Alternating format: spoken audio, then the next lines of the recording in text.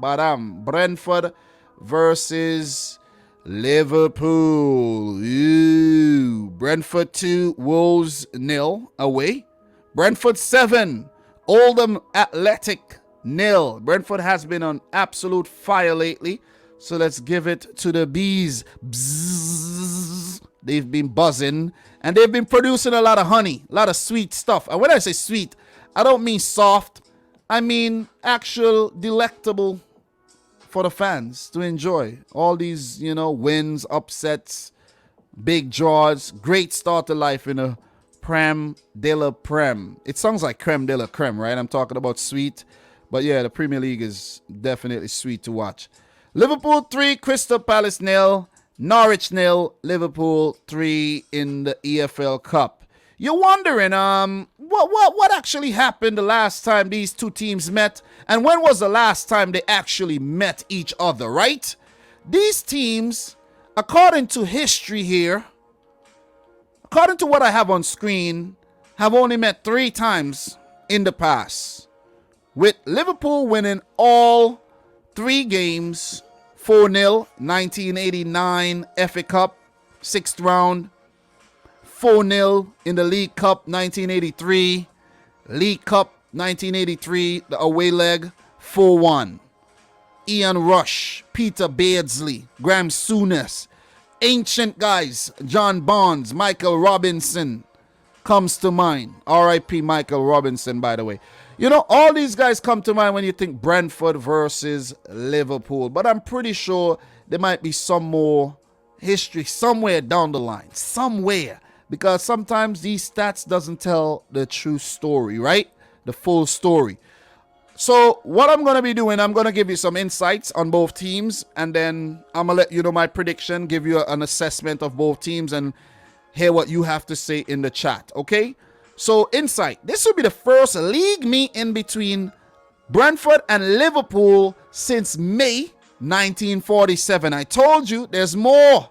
There's more. Okay? There's more. Look, there's more. They don't, in terms of head-to-head, you're not going to see any head-to-head in terms of the Premier League or anything. But they have met in the past. They have met. Both teams have rich history in English football. So let me just continue this insight. The sides played out to a 1-1 draw at Griffin Park, which resulted in the Bees' relegation from the top flight, while Liverpool went on to win the title May 1947. In all competitions, Liverpool have won their last 4 meetings with Brentford, scoring 14 goals and conceding just twice. However, this is the first meeting between the sides since a 4-0 win for the Reds at Anfield in the FA Cup in March of 1989. Liverpool have scored exactly 4 goals in each of their last 3 meetings with Brentford. I already talked about that. You see what I'm saying? I talked about that. You see what I mean? Touched on that already. Liverpool have lost just one of their last 27 Premier League games against promoted sides, winning 22 and drawing 4, going down 1-0 to Fulham at home last season. Meanwhile, the last time the Reds lost their first ever Premier League meeting against a side was in October 2010, a 2-1 loss versus Blackpool. Ooh, that would be a nice game these days. Blackpool versus Liverpool. The Pool Derby. Oh, man, that would be awesome. Bring your bikinis, your shorts and everything.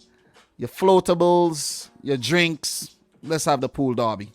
Brentford Community Stadium will be the 60th different ground at which Liverpool have played a Premier League game. The Reds have won at 57 of the 59 they've played so far, more than any side in the competition. If there's anybody in the chat knows the grounds where Liverpool have never won, please let me know. There's 2 of them, and I actually I'm not sure. So let me know. I don't know everything. I don't know everything. So before I let you know my prediction here, before I let you know my prediction and I get into what you guys think, Brentford, commendable.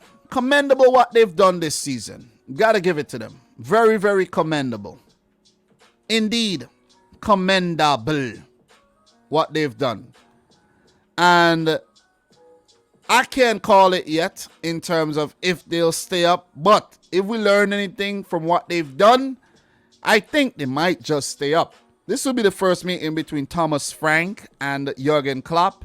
And I'm pretty sure the Dane will be trying to pick the brain of Jurgen Klopp while they have this encounter here, picking up a few things here and there. You could always learn from your enemies, your opponents, okay? You can. For Brentford, they've looked dangerous. Ivan Toney have looked really assured up top. Mbuemo has looked good. Listen, I like the look of Jensen as well. I like the look of the team. They've played as a team. They've played with a lot of heart. They've played with a lot of soul.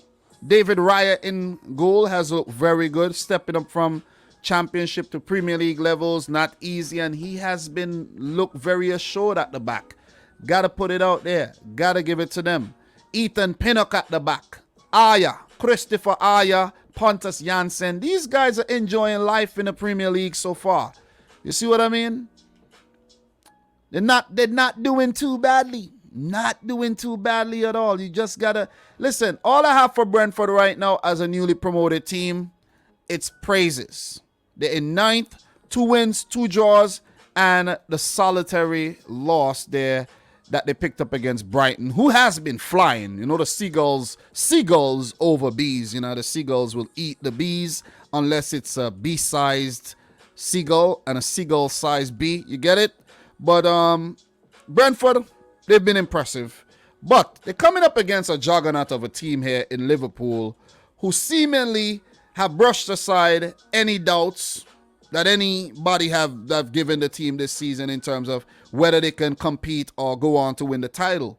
Unbeaten, 13 points. They've scoring goals. They've not been conceding goals. So a lot of positives to take from the start that Liverpool had this season. Only negative is like Harvey Elliott picked up a horrible injury. A few players have been struggling here and there with little niggles. I think Thiago will be out for the next 2 games. I don't know if the EFL Cup game counts and this Premier League game, but Thiago Alcantara, who I don't understand, EA have given an upgrade to an 86 from an 85. I don't get it. I don't know who he's paying off over there to get that upgrade, but he did not deserve that upgrade. Just want to put that out there. Look, Liverpool have been impressive, even in the EFL Cup match. Go check out that video. I will drop a clip a little later.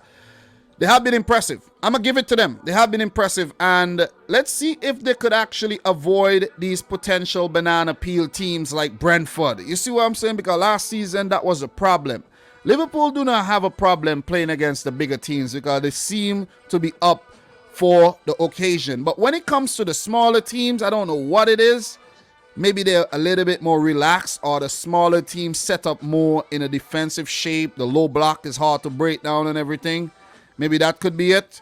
But Liverpool have to find a way to combat these woes and get over these hurdles. You see what I'm saying? If they are to seriously win the title this season. I didn't make any predictions for the title, so whoever win it goes on to win it. I honestly, if Liverpool win it and Man United don't, I'll be happy. Seriously, I'm going to put that out there. Like, let's say Man City doesn't win the title. If Man City doesn't win the title, I'll prefer Liverpool to win the title. To be completely honest. Because the United fans, you won't be able to shut them up. And definitely won't be able to shut up the Chelsea fans. So, let Liverpool win the title if there's anybody apart from Man City who has to win it. I'm going to keep it 100%. Seriously. I can't stand them. I'm talking about them United fans, man. Listen, and the Chelsea fans are not leaving me alone after that Champions League loss as well. So, look, with that being said, my prediction for this game, I'm going to go for a 2-1 win for Liverpool on the road. I think Brentford would get a goal. Alisson has been good, but, you know, Brentford has also looked good in front of goal, and they have looked very dangerous. So, yeah, I'm not going to get into starting 11s and things like that or whatever, but Liverpool, not bad. Salah has been in good form. Jota needs to get his act together. Mane as well. And the midfield hasn't looked too bad. I think Jordan Henderson has been playing well. Fabinho has been playing well, and there's rotation for the other spot where Keita comes in, Thiago sometimes. Maybe Curtis Jones deserve a play in this game. And let's see. I've been impressed with Costa Tsimikas as well. Tsimikas, I think, has been quality, while Robertson has been struggling a bit. Let's see what Trent Alexander-Arnold does if he features in this game. He's been out with some illness, but if he doesn't play, James Milner has been a stalwart in every position you need him to play. Left back, right back, midfield. If you need him in goal, he might probably put on the gloves and go play in goal. See what I'm saying? This guy is unreal. This man has been playing in the Premier League since about 2003, man. And he doesn't seem like slowing down pretty soon. But look out for the future manager, James Milner. He does look like a manager, right? But anyways, like, what's your prediction? Let me know in the chat. But before we do, let's talk about the next fixtures for these teams. So, Liverpool, the next game will be against FC Porto in the Champions League. And then they play the mighty Manchester City. That one is a big one. Sunday, October 3rd. Woo-hoo-hoo. Looking forward to that one. Really am. For Brentford, their next game will be against West Ham. And then they play Chelsea. So they got a couple London derbies coming up there. And let's see how they fare in those ones. Okay.